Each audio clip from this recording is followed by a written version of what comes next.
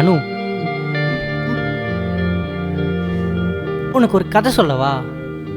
கதையா? அதான் நீ எழுதின எல்லா கதையும் சொல்லிட்டியே. இது வேற கதை, புது கதை. புது கதையா? சூப்பர்டா. சரி சொல்லு.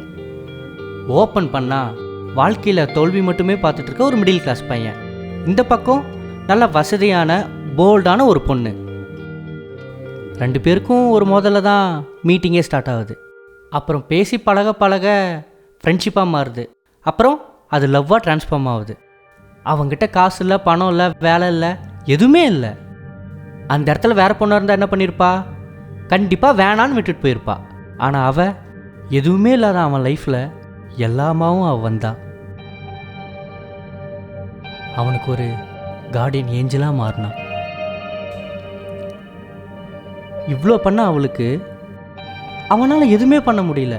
ஆனால் அவகிட்ட சொல்ல ஒன்றே ஒன்று இருந்துச்சு. என்ன? நம்ம லைஃப் இப்போ இருக்கிற மாதிரியே எப்பவும் இருக்காதானோ.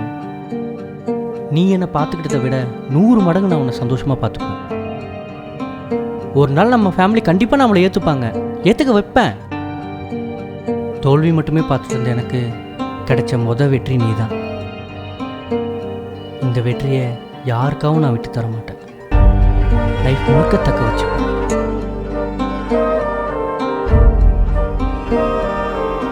Happy anniversary. Happy anniversary.